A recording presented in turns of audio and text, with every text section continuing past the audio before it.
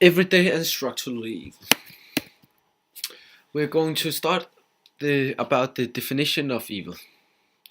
In the evil concept, there are two big concepts. There's the broad concept and the narrow concept. Under the broad concept, there is natural evil and moral evil. The natural evil means the evil things we have in our normal life, which we can't change. Examples are like a disease, like an headache, or if you fall and you hurt your leg or something, that hurts, but you can't do nothing about it because that's just a natural thing that we can't change. Then there's the moral evil. That is when you have the intention to hurt someone or something evil. For example, if you steal from a person because you don't like the person you steal from, it can be all kinds of evil. Even small thing like lying or shouting out cuss word. That's a morally evil because that's something that's morally wrong to do and something a human being can choose to not do because that's not the right thing to do. And that's the narrow concept. And in the narrow concept, there's no natural evil because only human beings can do narrow evil, and it's moral evil. And it's when a moral agent makes a choice which is a condition wrong. For example, terror or torture is morally evil, and I think it fits the narrow concept. The everyday evil. What is everyday evil? Everyday evil is the kind of evil we have every day in our normal life. It's not something big like killing a person or hurting someone. It's more like the psychologically evilness we do. By example, if we go to school and we bully a person, we're like not hurting the person physically, but we're hurting him psychologically. One of the example of everyday evil is like internet trolling, a person who gets like discriminated on Facebook, or revenge porn is actually also a definition of the everyday evil. Then we have this case, the cyberbullying case, which we had in our English lesson, where we read about an anonymous boy who was like jealous of this girl because she got attention in school by cutting and self-harming herself, and this person like start to bullying the girl on a social media, and this social media was called Ask FM, and in this social media you could like write questions and cause the person without the person knowing who did it, because you can hide your name, so they will get these questions, but they will get it from an unknown person. Like an anonymous person. Yeah, and in this case, the boy like thought that the girl was self-harming herself because she wanted this attention that the boy wasn't getting. So this guy got like angry or mad on the girl, so he started dissing her every day and every night, and until this girl started disappearing in school and not starting to show up. This boy then started feeling bad because he thought that he was the main reason that the girl wouldn't show up in school, and then he finally found out that the girl was having a really hard time and was trying to do suicide. The boy felt bad but didn't wrote sorry. In this case, it's an example of how the everyday evil is. It's not something that you like do to kill a person or to like hurt him physically, but it's something that you do it with intentions to hurt the person, but not in a physical way. Yeah, but in a psychological way, and it's something that can happen every day. Like lying to your mom is a everyday evil, or like bullying someone in school is everyday evil, or something like that. The case 2, it's about a revenge porn, where a young girl the definition of a revenge porn is when a nude picture or video is shared on the internet only for the humiliation of the person appearing in the video or picture and without their permission. And we had a case about a girl where she in the video, some boys were doing sexual stuff to her, and then it got shared to friends, and then after that on the internet, and she didn't give her permission to do it. And it's criminal to share a video without the permission, and it's morally wrong to share it. And we had a quote which it tells about that somebody is not innocent if they shared the video, and its sharing of the video is an ethic action, and is something that young people should know.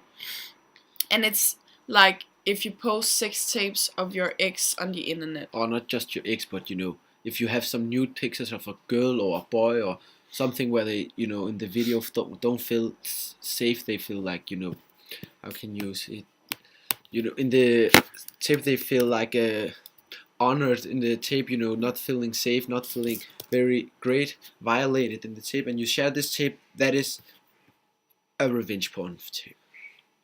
Yeah. Then we have the structural evil. Under the structural evil, there is the bad barrel effect that we will explain later. Then we have the Lucifer effect, which is a transformation from a good person doing good things to extraordinary evil things, and it's like I think Dr. Heikel and Mr. Hyde theory, where he's a doctor and then at night he transformate into a bad person. Yeah. Before we start explaining what the bad barrel is, we have this quote that says, "Before we blame individuals, the charitable thing to do is to first find out what the situation they were in that might have provoked this evil behavior. Why not assume that these good apples in a bad barrel rather than bad barrels in a good apple?" And what is meant by this quote is, these people that are evil, instead of just looking at them evil, let's look at a wider picture. How did they get evil? Are they the bad apples, or the were environments, they or were they the good apple who just turned bad because they lived in a barrel with only bad apples? Now we're going to explain how the bad barrels work. Under the bad barrels, there's two types: the individual who affects the structure, and the structure who affects the individual. Under the individual who affects the structure, there's an old saying that one bad apple can spoil the whole bad barrel. The focus is placed on how the actions of one individual can have a bad impact on other individuals in the social structure. It's like how example of this is like how one bad person can affect the whole society to go being bad. Like if you live in a country with one leader who is like a bad leader, who's an evil leader. He's a bad apple. Yeah, but this bad leader does some things that is very bad, and then the population starts start thinking that it's the right thing to do, and he starts to allow evil things to happen. Then the population will think that these kind of evil things is okay. Then we have the structural evil who affects the individual, and when focusing on the bad barrel, the focus is placed on how a social structure can have a bad impact on the individual inside it. And in this case, you can example look of the prison experience we had with this Abu Ghraib, where the leaders in that prison allowed the other military soldiers to torture and do humiliate, and and this they did a lot of bad things to the prisoners. They manipulated the other persons and told them, and because they were in this environment, they could they didn't know what was morally right or wrong. Yeah, they thought actually that the thing that they were doing was a good thing they did, because they saw themselves as heroes because of the anti-Arab and the anti-Muslim culture, where they were these prisoners, we can do whatever we want to them, and like that. Yeah. Okay. Then we have this case, a class divided case, where we also took this case up in the class, and in this case it's a teacher who will like to create this bad barrel, this bad society in class. It was one day after Martin Luther King was murdered in April 1996. Elliot, the teacher, decided to teach her class a daring lesson in the meaning of discrimination. She wanted to show the kids in the class what discrimination feels like and what it can do to people. So she started splitting up the class with the brown-eyes on this side and the blue-eyes on that side, and told them that only the brown-eyed people are the good people, and she cussed the blue-eyed people, saying, "You are the bad people, blue-eyed people can't do this, can't do that, brown are better," like that. And so the kids in class started thinking that what this teacher said, because she was the authority in class, that it was the right thing she said. You can see in that class, 2 days after this happened, the kids already thought that what the teacher said was the right thing. So the children start cussing each other, dissing the blue-eyed people. The brown-eyed people saw down on the blue-eyed people because they got told that the blue-eyed people are not as good as them, and they start doing fights with each other because they wanted to be like the other persons. The brown-eyed people starting causing the blue-eyed people, and the blue-eyed people, they like looked up to the brown-eyed people. They want to be like them because they got told that the brown-eyed people is the good people and the blue-eyed is the bad people. And this shows how the bad barrel, the structure affects the individual, because if there's a structure saying that you are the bad people and these are the good people, you will like start to think about, okay, maybe I'm a bad person because I'm like, I have this color or something, and then you're trying to be good, and that can only happen if you live in a bad barrel, in an environment where these kind of thing is allowed and you're told that is the way to live.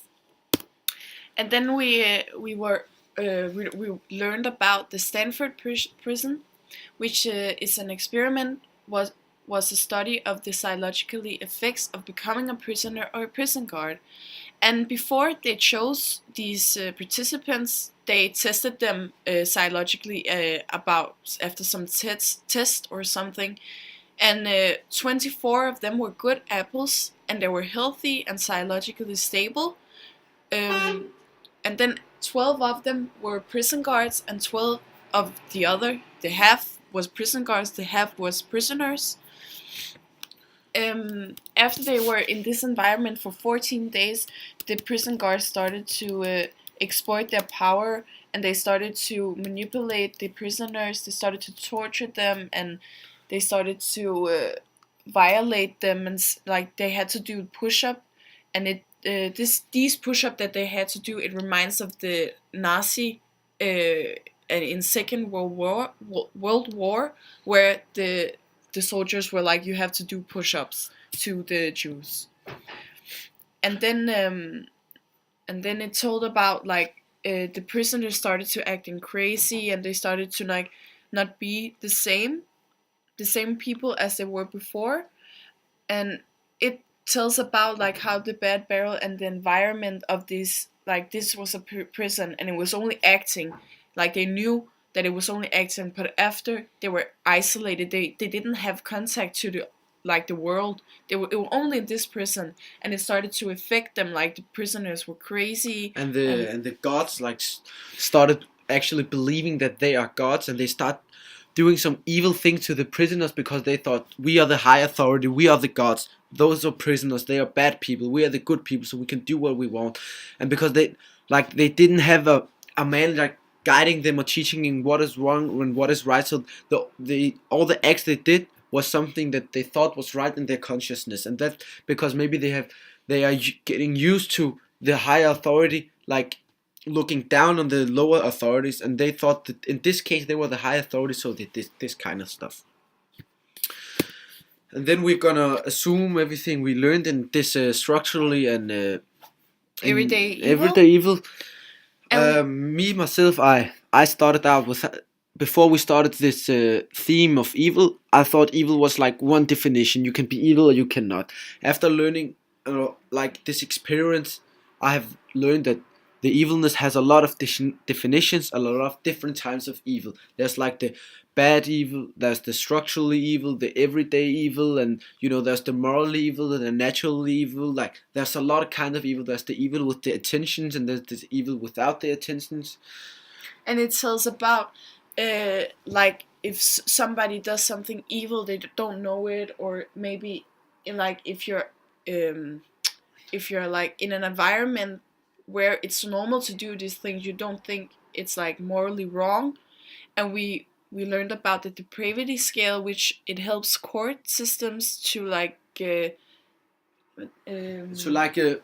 judging the convicts. Like we had a case how with evil they are. We had this case with this mother to 4 children, like where she drowned all the children.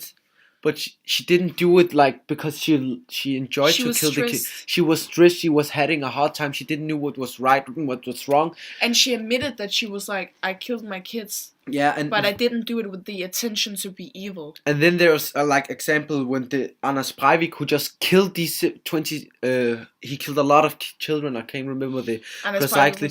Yeah, but a terrorist. And then that's why we have the depravity skill to like judge these people. How bad was the act, and was that the attention? What did they enjoy killing? Did they not? And to judge the people.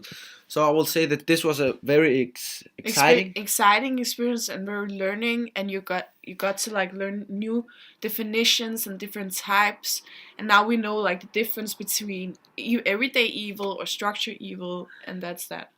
And we want to say thank you, Liselotte. Have a nice day. And that was all for Sufjan or Saranda. Okay, now we're gonna close this quick time player. Stop.